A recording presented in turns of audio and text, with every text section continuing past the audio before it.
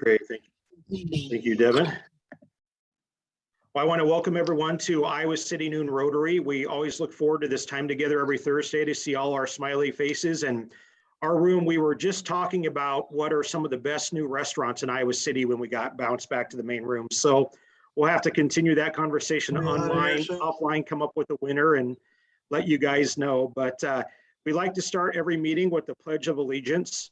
So if everyone could take a second to please unmute yourself. And we're going to put up a slide of the American flag. So please join me in the Pledge of Allegiance. I pledge allegiance. Pledge allegiance to the flag of the United States of America, and to the republic for which it stands, one nation, under God, indivisible, with liberty and justice for all. Great. And as we get started, if you haven't already, if you could please take a second to go to the chat and enter your name. We love to know who is with us every week, and it also helps our attendance folks take attendance each week. So we're going to kick it back to Devin and go over some Zoom tips. Devin? Yes, thank you, President Eric. Zoom tips, you're all familiar by now, probably, but just as a reminder, or if you're new to us for the first time in a while, check out your view options. You can choose between speaker, you can see one person, or gallery, which I recommend for times like this, or even when the speaker is talking, it's fun to watch other people's reactions to what they're saying. And speaking of reactions, you can go down to that reaction tab, and there's a whole bunch of emojis. I'll use a different one than I do. There's tree emojis, which is appropriate for tree planting coming up. But you can add a little bit of levity to the meeting. But then there's also a raise hand option there if you have questions or if you have announcements or guests or visitors. And then that chat, one tip, if you want to chat with a specific person, right above your chat window, you have an option to choose a specific somebody within the meeting, and then you can send private messages. The whole meeting is recorded, but we don't save that stuff, so don't worry about your private messages with someone being posted on the internet or whatever. We would never do that. So yeah, back to you, President Eric. Great, thank you, Devin. So if you're a visiting Rotarian, or if you're a Rotarian who has a guest, if you could please click raise hand. We'd love to know who you are and to welcome you today. So if we have any guests visiting Rotarians, please click raise hand. Ryan Bell. Yeah, thanks, President Eric. I've got Jeremiah Hardy with me again today. He's really interested in Rotary. Loved the program last week, and I'm confident he will love it again today. So welcome back, Jeremiah. You want to say hi to us real quick? Hello, everybody. Yep, I'm joining from Tiffin.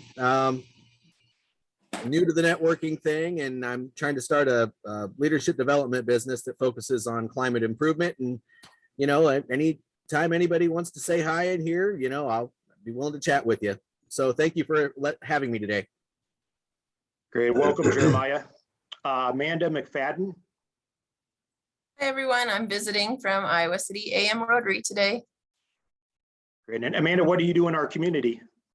You can see me pictured here in the Pomerantz Career Center at the University of Iowa. Great. Welcome. Well, thank you for joining us. So with that, special welcome to all of our guests and visitors today. If you have an announcement, please click raise hand. And I know Tara Manetos had a quick announcement. Tara? Yes, so here today on behalf of the note-taking committee, we're looking for one more note taker. Especially if you're new to Rotary, it's a great way to learn everyone's names, particularly when we get back in person and we can't cheat on having the names at the bottom of the screen. And I believe that the board is generous enough to offer you free lunch when you are the note taker. The commitment's about once a month. So I'm going to put my email address in the chat feature. And if you have any interest, please let me know. Thank you. Great. Thank you, Tara. Our Rotary Club does so much wonderful work in the community, and I'd like to introduce Ron Edinger to talk about our Rotary Dictionary program. Ron? Hello, everybody. Can you hear me? Yep. Good. I have been, for the last few years, working with our dictionary project, in which Rotary funds dictionaries for fourth graders in the Iowa City area. And we split them up in different schools. I've ordered the dictionaries, I've ordered the book plates. They're all at my house. I've sorted them all out by school. And now I need some volunteers for a few of the schools. And the schools I need help with are Horn, Weber, Alexander, and Kirkwood. I tried to put my name and home address in the thing, but I screwed up.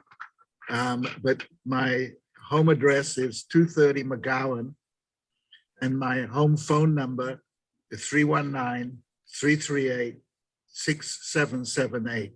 I'll make sure that's in the notes that you get. If you'd like to call me and come and pick up the dictionaries, and then you can take them to the schools. I'm not sure what the policy is at the moment. I don't know. In the past, we were allowed to go into the classroom and to give out the dictionaries to each child. Since COVID, I'm not sure what the policies are for each school and whether the teachers are doing it without us or whether we're allowed into the classroom. I guess what you'll have to do is, if you volunteer to do this, is to call the principal of each school, to set up an appointment to do that and to find out whether they will let you go into the classroom at all. My address and telephone will be in the note from this meeting. So if you give me a call, you can come and collect the books and I'll give you more information. If you have questions, I'll be happy to answer them. Great. Yeah, Ron, thank you so much for leading this effort for us. We really appreciate it. Ryan Bell. Yeah, thank you again, President Eric. I will stay out of the way, Ron, and hopefully let other people take on that exciting project because it's really fun to take those dictionaries out to the fourth graders. So, but I'm a good backup plan and I'll be happy to help if needed. My announcements are less save the date oriented and like get into action oriented. We've got a couple things coming up. We've got our All Iowa District Conference, which is the combination of both our district and District 5970 to the north of us, hence All Iowa. It's going to be awesome. And we just actually filmed a top 10 reasons to join video that we'll be releasing here pretty soon. But I'm going to share with you guys the 11th reason, the reason that didn't quite make the top 10 because it's not applicable to everyone. For you guys, this thing is in our backyard. It's at the Hyatt Regency, formerly the Coralville Marriott. It is April 22nd and 23rd. It's got Big Grove elements to it. It's got educational elements. It's got fitness elements. It's kind of got everything. And I'll put the link in the chat as to how to register. One thing there is early bird registration goes through March 22nd. So register now and save like 18 bucks or so. You'll be happy you did. My other quick announcement is tree planting coming up April 16th. And I'll put the link in the chat for that as well. We would love for any and all of you to sign up to plant trees on that morning at 10 a.m. I think that's it. Back to you, Eric. Great, thank you, Ryan. Wanted to let everyone know we're excited to announce our Rotary Board has been meeting and monitoring the COVID numbers and the impact on our community. And with the COVID numbers decreasing, we're excited to announce we're going to return to in-person meetings at the Highlander. Our first meeting at the Highlander will be on April 7th. And Ryan Bell and myself and a few other Rotarians are meeting with the Highlander leadership and their management later this afternoon to kind of talk about the logistics, the food, etc. So they will be ready for us on April 7th. And when I look at the list of upcoming Rotary events and activities we have in the community, I was looking at it earlier today and feeling really proud to be a Rotarian and just wanted to list off some of the exciting things that we're doing. You already heard about the dictionary project where every fourth grader in our community will get a dictionary from a Rotary Club. We've got the Rotary Kerber Heart Save program, getting more AEDs and CPR training in our community. Later this spring, we'll be helping out with the Ronald McDonald House Golf fundraiser. We've got a Rotary Early Literacy project going on. And our Rotary District has a humanitarian foundation And they're going to be starting to raise funds for the people that were injured with the Iowa tornadoes. I know Winterset was hit pretty hard this past weekend. And they're also going to be raising money for the Ukraine refugees. And our Rotary District will be sending more information to all of us about that in the near future. So just hope everyone feels really good about being a Rotarian. We're doing a lot of great work in our community and beyond. So with that, we've got a wonderful program today. And I believe, Devin, are you introducing our speaker today? I am. Yep. Perfect. Yep. Turn it over to you, Devin. Yeah, thanks, President Eric. So I've known Dave for a little while. We've worked together on a couple of things at the university, but even before I knew Dave in a professional capacity, I knew of his legend. He's put together some really cool courses and just ways of thinking about higher education that have hit the press and have been received really favorably by students and other faculty. So I'm going to give you like the brief version of his bio and all the things that he does, but fundamentally he is an educator and somebody who's really thinking about how to do things better, which is just super cool. That's the joy of having a university and wonderful people like Dave in our backyard. So David Gould is a visiting associate professor at the University of Iowa's Public Policy Center. He's served the University of Iowa in the past as an administrator at the Bell and Blank International Center for Gifted Education and Talent Development, the Associate Director of Professional Student Development in the College of Liberal Arts and Sciences, a lecturer in the Department of Health and Human Physiology, and the first Obermann Center Public Scholar. He's also worked with the Zappos CEO, Tony, not sure on the last name's pronunciation, Hsieh's downtown project in its effort to transform Las Vegas into the most community-focused large city in the world. And for over a decade, the focus of his work has been around reimagining higher education, and he's created a number of distinctive courses concentrated on issues of meaning and community engagement. He's a sought-after public speaker who has spoke in all kinds of different contexts. A keynote speaker in Tokyo, for example, the Luther College Convocation, and he's also the director for documentaries. Two Sides of the Moon is one that has gone to a bunch of film festivals. He also produced The Checker King, which is on HBO2, Freestyle, The Victories of Dan Gable on HBO Signature, and he is currently producing the featured film Gable. So he's done a lot of stuff, and he's here to talk to us about education. So thank you so much for being here with us, and welcome.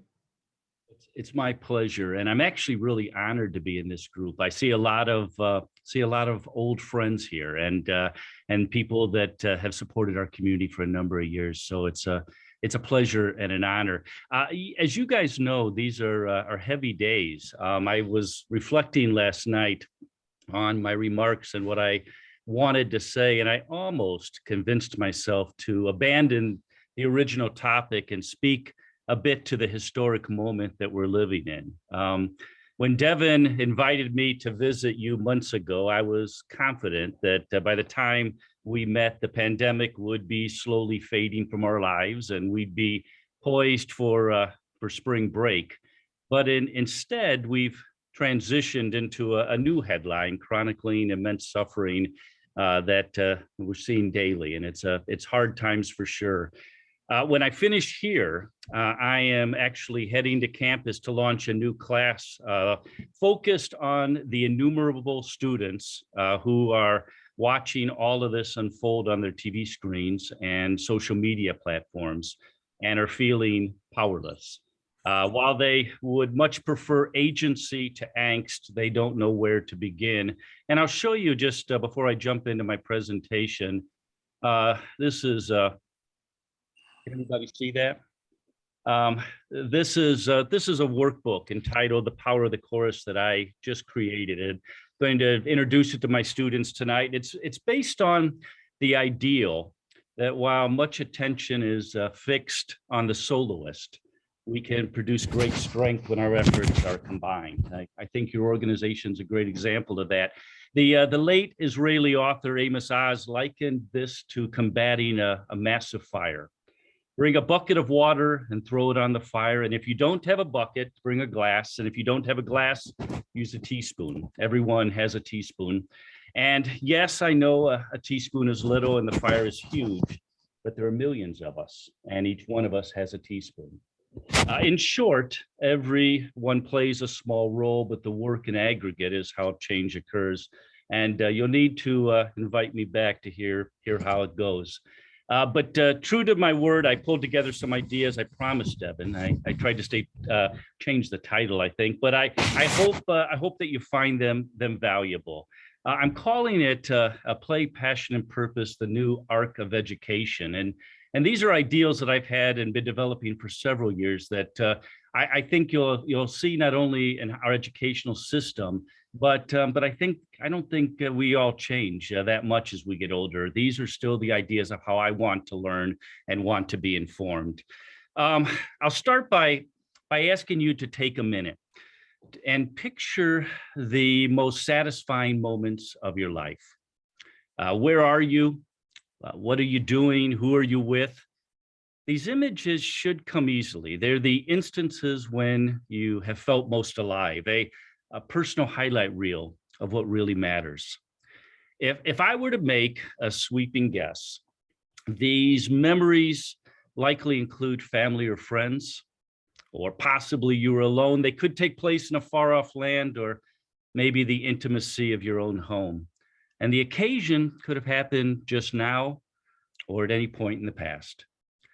There's one thing, however, I'm confident is that every one of your memories has in common, and that is that in each, in your own way, you're playing. According to Dr. Stuart Brown, founder of the National Institute of Play, humans are not only built to play, but they're built through play. When we play, writes Brown, we are engaged in the purest expression of our humanity, the truest expression of our individuality. Play shapes the brain, encourages empathy, helps build complex social systems, and opens us up to new possibilities. Play is the basis of all art, music, books, fashion, sports, exploration, daydreaming, and wonder. It makes us more productive and is the remedy for what would otherwise be a grinding, colorless existence. As psychologist Brian Sutton Smith concludes, the opposite of play is not work, it's depression. Play is also a major part of how we learn. Young children don't merely observe the world around them. They taste it, they touch it, heave it, bend it, break it to see how it works. While even more exciting activities get introduced throughout adolescence, a particular enthusiasm for some grows naturally, and with time, these passions mature and take on a deep sense of meaning. As educator Tony Wagner noted, it's the beautiful story of a developing life arcing its way from play to passion to purpose. Sadly, it's never that easy. Young children enter preschool alive with creative confidence, only to leave high school often doubting it entirely. The late Gordon McKenzie liked to visit grade schools. In fact, the self-proclaimed loyally subversive Hallmark card employee would start the day with a room full of kindergartners and working his way through the ranks, end up in the 6th grade. Gordon began each class with the same question.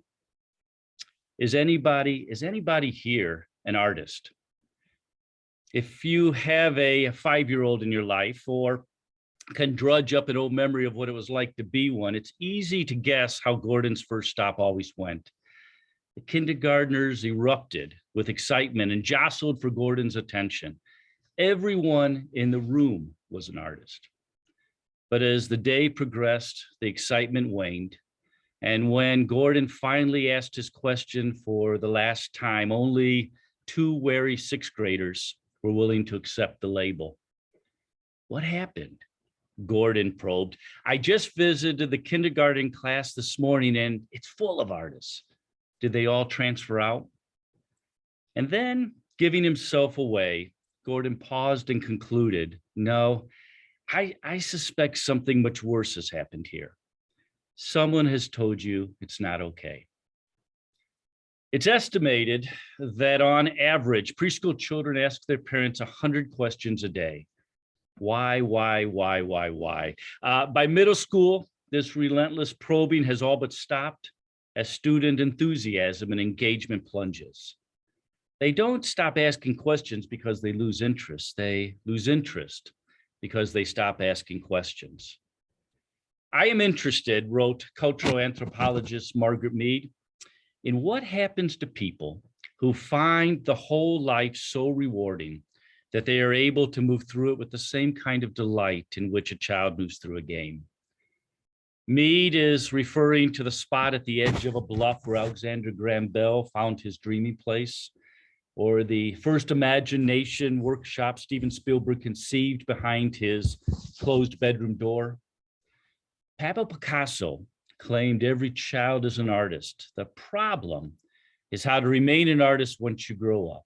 And unlike Bell and Spielberg, many young people today are unwittingly being educated out of their creative capacities. And what beauty and innovation are being lost as a result? How does this impact our individual and collective lives? And what can be done to keep all the fairy dust spread over a childhood from blowing away? As I grow older, I think about these questions more and more. It's still relatively easy for me to be impressed. I can still be stumped and fooled as well. But with the passing of time, the feeling of standing in awe or being wrapped in wonder has become increasingly hard to find. It is disappointing that many educators and parents will still distinguish between a time for learning and a time for play without seeing the dynamic link between the two. The fact that your heartbeat changes to mimic the music you are listening to, or that there are over 8 million lightning bolts striking the earth 100 times every second of every minute of every hour of every day, forever and ever, doesn't make the topics less enchanting, only more so. Young people are encouraged to find their passions, but this advice can be a bit misleading. Passion finds you. It's rarely the other way around. In fact, according to Bill Burnett, the executive director of the design program at Stanford University, only 20% of us know what we are passionate about doing. For everyone else, passion will appear after a lot of hard work, test driving many things that ultimately don't stick. As with all matters of the heart, when you find it, you'll know. Here's a challenge. Select someone that you admire and then ask them to share the path that got them where they are today. How closely did their initial plan match where they are now? What part did mentors and unforeseen opportunities play in altering the course? How did disappointments and roadblocks send them in new and unexpected directions? If they're honest, they will likely ask you to get comfortable because it's a long story.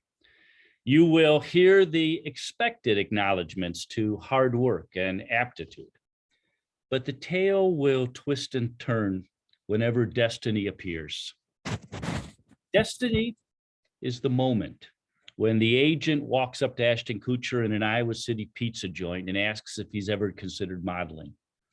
Or when a 15-year-old Paul McCartney decides to hear a group of teenage musicians perform at St. Peter's Church Garden Feet and comes home with a new friend named John. As a colleague of mine describes, it's when all three legs of the stool, hard work, talent, and fate, touch the ground at the same time. Each semester, I ask my students the following question. If you could select anyone in the world to learn from, who would it be and what would you ask? And now imagine that you can. To make my point, I created the Dave's Dream Mentor Challenge, where my students give me 3 names of living and influential people, but seemingly unreachable people in their lives. My role is to connect them with one of the names on their list for an interview. Past candidates have included English author Neil Gaiman, educator Jane Elliott, known for her blue-eyed, brown-eyed experiment, or Lance Benson, a marathon athlete who was born without legs and competes using a skateboard in his arms. While the conversations with the dream mentors are always meaningful, the most rewarding thing to me has been watching a student's idea of what's possible shift. Once you get a backstage pass to life, sitting in the lawn seats is never quite the same. When one of my students, Chasman Williams Ali, interviewed his mentor, 74-year-old opera singer Simon Estes, the conversation was much more than just a lecture on vocal technique and diction. The discussion was filled with glimpses into a time when African-American opera singers had to travel to Europe to be heard. Estes told his story of being the grandson of a slave sold for $500 and having a father that could neither read nor write. With sadness, he shared that he has sung in more opera houses than all the Black men in the history of the art form combined. And when Chaz asked Estes, what distinguishes a great singer from a good one, Simon answered without hesitation. The great singers sing with their heart and soul, not just their mind, he said. Where is your brain located? And Chaz pointed to his head. Where is your heart? Chaz immediately lowered his hand to his chest. And where is your voice? Estes continued. It's located in between. In his book, Steal Like an Artist, Austin Kleon contends that all creative work builds on what came before. In the beginning, Kleon writes, we learn by pretending to be our heroes. We learn by copying. Kleon advocates for selecting one thinker you really love, a writer, artist, scientist, philosopher, and then learning everything you can about that person. And when you've exhausted your research, select 3 people that thinker loved and do it all over again. Scale the tree as high as you can go and embrace the emerging lineage. And in time, Kleon promises, a branch of your own will appear. Who are your heroes? Where do you find your inspiration? What do you stick on the refrigerator, pin to a bulletin board, or copy into a journal late at night? In the ennobly words of DJ Spooky, you're only as good as your record collection. While the freedom to do anything is electrifying, the plethora of choices can be paralyzing too. Where is one to start? And what if you guess wrong? Don't be fooled. This isn't a choice between one thing and everything, but one thing and nothing. The only pertinent question is, what do you want to do right now? From there, it's a lifelong shifting journey through mounds of unmet needs and problems desperate for a solution, until one day you stumble upon the work that has been seemingly waiting for you all along. The creative mind likes to play with the things it loves. And as with any good relationship, passion is sure to follow.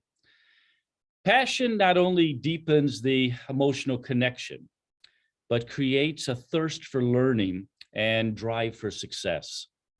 The etymological origin of the word passion comes from the Greek word pascho, which means to suffer. In fact, up until the 1630s, the word passion actually meant suffering, though it has now come to be associated with joy and enthusiasm. There are moments of anguish tied to anything worth achieving. As novelist Norman Mailer puts it, every one of my books had killed me a little bit more. Despite this association, it is widely assumed that creative geniuses seldom fail. Just watch them. They make it look so easy. This couldn't be further from the truth, however. In fact, from Mozart to Edison, they fail all the time. The secret is in how they shrug it off. History is crowded with examples of this type of legendary perseverance. When J.K. Rowling wrote the first Harry Potter book in 1995, 12 different publishers rejected it before the book was finally purchased by Bloomsbury. And even then, the small publishing house told the author to get a day job. As a young man, Walt Disney was fired from the Kansas City Star newspaper because his superiors thought he lacked creativity. Forced to shut down his Laugh-O-Gram Films animation company and barely able to pay rent, Disney resorted to eating dog food to get by. His last few dollars were spent on a train ticket to Hollywood. I have spent the past 48 years, almost 50 years, unintentionally studying excellence. My accidental education began as a middle school wrestler, and while I only lasted 2 years in the sport, that happened to overlap the 1972 Summer Olympic Games. To this day, I can still recall every member of that American team. There were the Peterson brothers, Ben and John, the 412-pound super heavyweight Chris Taylor. But the wrestler that captured my young imagination was an unassuming 150-pound athlete named Dan Gable. While I devotedly watched Dan chase the Olympic dream in Munich, it was the journey that brought him to that heroic moment that ultimately marked my life. Dan was a 15-year-old when his older sister Diane was brutally raped and murdered in their family's Iowa home. The horrific news was delivered to Dan's father over a payphone, while Dan and his mother sat motionless in the idling car. A neighborhood boy was arrested for the crime before the Gables made it back to their hometown. He was casually bagging groceries when the police arrived. The heartbreak left Dan's parents in a self-destructive spiral. His father would start every morning perched atop the fire station, aiming an empty rifle at the prison across the street. He would pull the trigger, metaphorically avenging his daughter's death before heading to work. Dan understood he was all his parents had left and worried about losing the rest of his family. And in 1964, Waterloo, Iowa was a blue-collar, hard-living town, the kind of place where fathers went drinking at night and mothers drove the streets trying to bring them home. With no resources, Dan turned to the only thing he had, wrestling. He would use the sport to distract his parents from their grief, but it wasn't enough to simply compete, Dan concluded. He decided he would never lose. And that's exactly what he did. He won every match through high school and college, 181 victories in a row. But in his final collegiate match, with the eyes of the sports world upon him, Dan suddenly lost on a controversial call. By then, Dan was carrying much more than his parents. Now there were teammates, coaches, and a growing community of people inspired by his sharply focused mission. The feeling that he had let them down was devastating.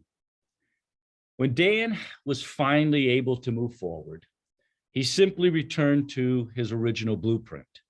Only this time, it was no longer good enough just to win. He had to dominate. Several factors stood in Dan's way. The Russians pledged to find a man who could beat him in the 1972 Olympic Games. Dan seriously injured his left knee and had to learn how to wrestle while protecting it. Dan got headbutted in his very first Olympic match and bleeding profusely, needed to swiftly pin his opponent to keep from being disqualified. But despite all this, Dan Gable not only won his gold medal, but stands as the only wrestler in Olympic competition to go unscored upon. Wrestlers from Dan's generation will tell you that he was never the fastest or the strongest, nor did he have the best technique. Dan simply worked harder, cared more, and was relentless. Gold medals aren't really made of gold, searched Dan. They're made of sweat, determination, and a hard to find alloy called guts. It should come as little surprise that singularly focused people are more successful than those who aren't. In turn, individual determination is more predictive of success than either talent or intellect. As author Daniel Pink asserts, the world is littered with gifted people who didn't put in the hours, who didn't persist, who gave up too early, who thought they could ride on talent alone. Meanwhile, people who might have less talent pass them by. David Schenck, author of The Genius in All of Us, believes that while intrinsic differences do exist, they are not straitjackets holding us in place. Each of us arrive into the world much like a human jukebox, with many potential tunes inside. The opportunities presented and the dedication one puts towards them ultimately determines what song comes out. I encourage my students to regularly share the tunes they are chasing. They are what you might expect, to own a business, make a lot of money, travel the world, start a family. But pushing a bit, I will inquire why. Maybe it's to retire early, buy a big house, explore new cultures. But why? And then why again? If you do this exercise long enough, something fascinating occurs. As varied as these initial goals start out, all answers eventually lead to a common denominator. They simply want to be happy. Success, like happiness, writes Viktor Frankl, can't be pursued. It must ensue as the unintended side effect of one's personal dedication to a course greater than oneself. When Germany invaded Austria in 1938, a young Viktor Frankl knew it was time to flee. The promising Jewish psychiatrist had applied for a visa to the United States and upon its approval became one of the lucky ones. But the good news also came with a stark reality.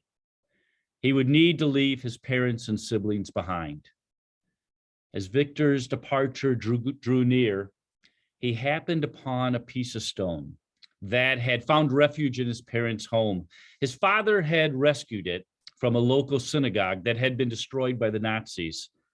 The stone was inscribed with a portion of the biblical commandment to honor thy father and mother. Whether a divine gesture or mere coincidence is of little consequence. Victor would stay by his parents' side. In December 1941, Viktor Frankl and Tilly Grosser were among the last Viennese Jewish couples allowed to marry. A month later, Victor and his family were detained. At the time, Victor was hard at work on a theory of psychological well-being that encouraged the search for value and meaning in the conditions of one's life. Anticipating the roundup, the couple took great pains to save their most cherished possession, the manuscript Victor was writing. And before the Nazis officially marched into their home, Tilly sewed the document into the lining of Victor's coat. And Victor wore that coat when the couple was dispatched to Auschwitz. But on his second day in the concentration camp, he was stripped by the SS guards and never saw the manuscript again. In the ensuing 3 years at Thurzendat, Auschwitz, Kaufai, and Turkheim, as his brother, mother, father, and beloved wife all perished at the hands of the Nazis, Victor worked to recreate the text by scratching notes on stolen scraps of paper. And in 1946, 1 year after the Allied forces liberated the concentration camps, those crumbled pieces were transformed into what would become one of the most powerful and enduring books of the last century, Man's Search for Meaning. Within these pages, Victor describes how people who found meaning in the camp's insufferable conditions were far more resilient than those who did not. Everything can be taken from a man, but one thing, Victor writes, the last of the human freedoms, to choose one's attitude in any given set of circumstances, to choose one's own way. Pure passion on its own is not enough to sustain the type of motivation required to do difficult things. Individuals need to be driven by something far deeper. Apple co-founder Steve Jobs sought to put a ding in the universe. Amazon founder Jeff Bezos wants to make history. Skype co-founder Nicholas Zenstrom strives to be disruptive, but in the cause of making the world a better place. Though many people become content to color within the lines of their education, I don't believe anyone aspires to live an inconsequential life. As a friend of mine once said, the person who risks nothing, does nothing, has nothing, is nothing, and becomes nothing. He may avoid suffering and sorrow, but he simply cannot learn, feel, change, grow, or love. I will let you in on one of the world's great secrets. If you want to improve your life, focus your energy on bettering the lives of others. If you want to find your calling, simply respond to the voices of those in need. This is likely advice you've heard before, but chosen to apply selectively and conveniently. The toes in the water approach yields little. And what I'm proposing requires a special kind of faith and abandon. In effect, I'm asking you to give away what you want most, be it love, knowledge, compassion, or resources, and trust it to return to you enriched from the journey. If we pair play, passion to purpose sequence with elementary, middle school, high school, and college, it's easy to envision how the educational system could be seen as one long relay race filled with important handoffs. While I love this image, I challenge all of us, why stop there? In fact, why not perpetuate that cycle over and over again throughout our lives, learning, caring, and trying to change the world? Thank you for having me. Great, thank you, David. We have time for about 2 or 3 questions. So if you have questions for David, please click raise hand and we'll call on you to unmute yourself and ask your question. Chuck Swanson. So David, first of all, thank you so much for what you do for University of Iowa students. Really, I wish I would have had you. You're so inspiring. So I love the concept of play, and I love the phrases, keep the fairy dust blowing and a backstage pass to life. Those are very meaningful. But my question for you is, if you would ever tell students what the most important decision that they make in life is, what would you say to them? Well, I think my answer is involvement with others. It's, I'm sure, why all of you are gathered.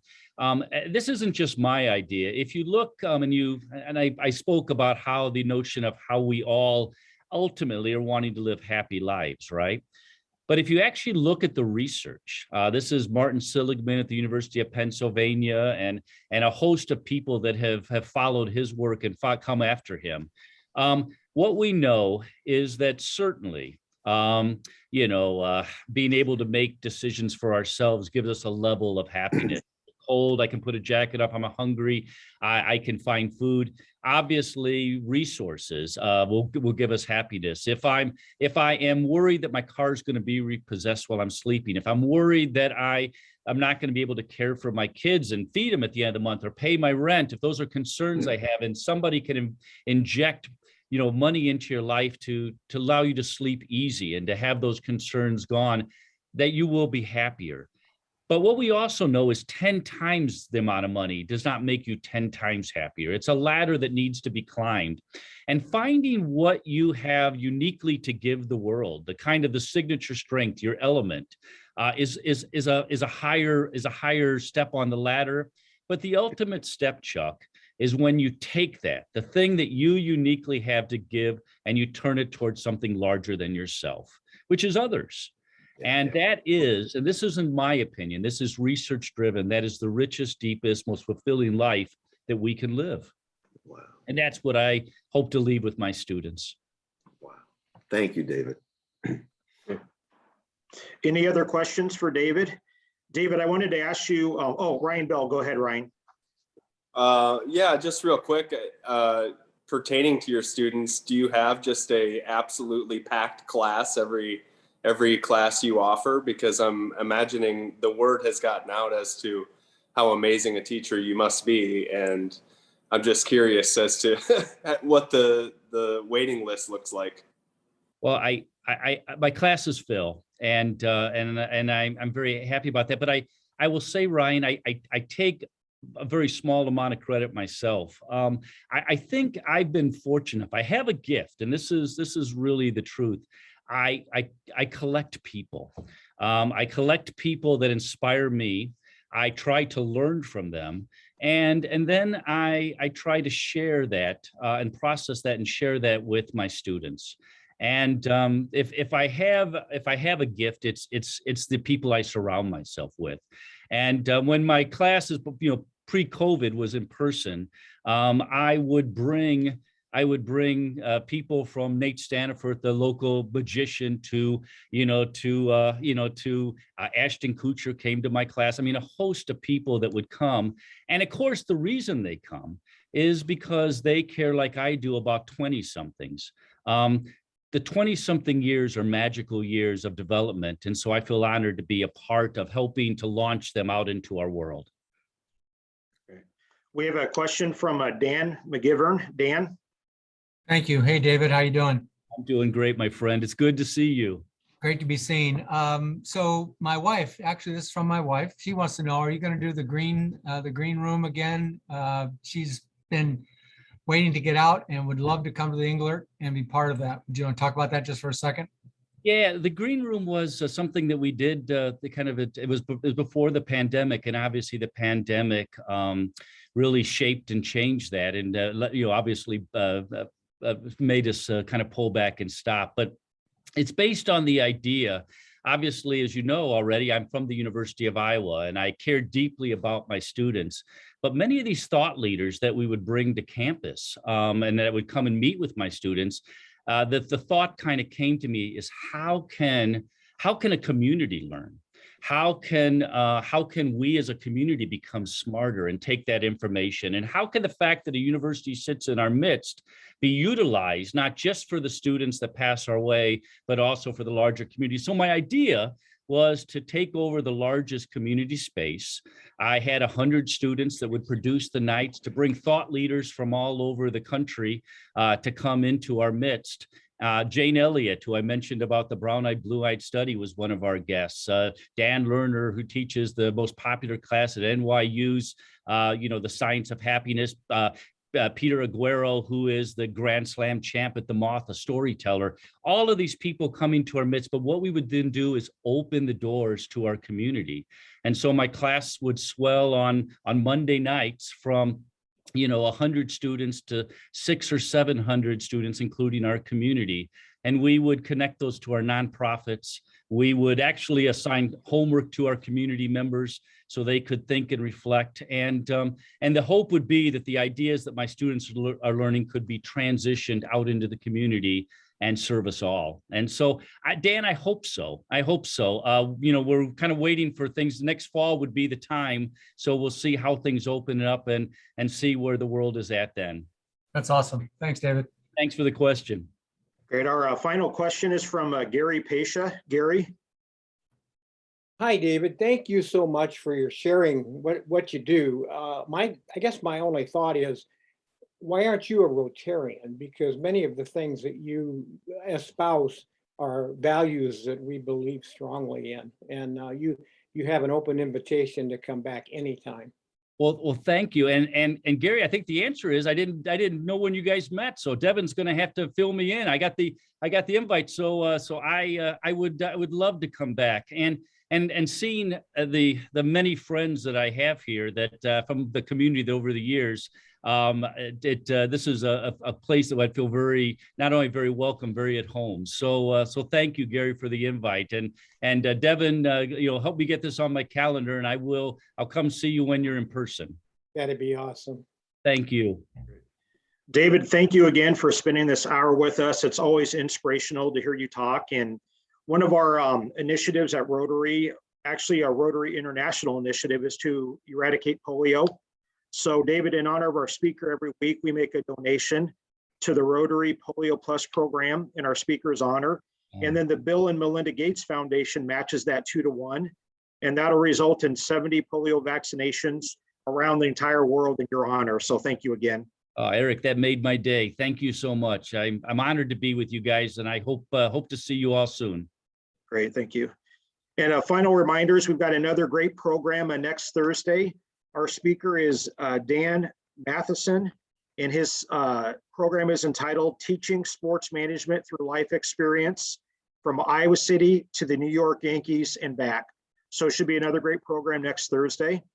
We conclude every meeting with the Rotary 4-way test, and we're going to put that up on the screen here. So if everyone could please take a second and unmute yourself and join me in the Rotary 4-way test of the things we think, Say, or do.